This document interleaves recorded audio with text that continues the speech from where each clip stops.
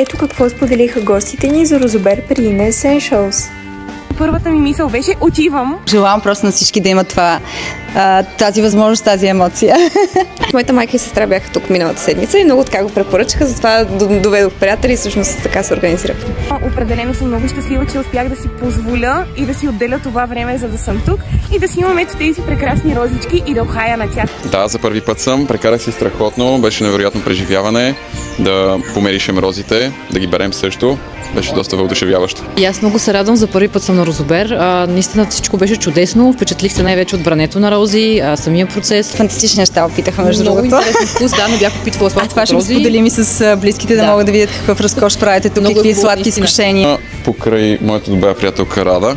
Тя е виновника да се прекарате толкова добре днес. Точно така и успях да завлека успешно още 5 човека с мен. Работилницата за Олю също ме предизвика.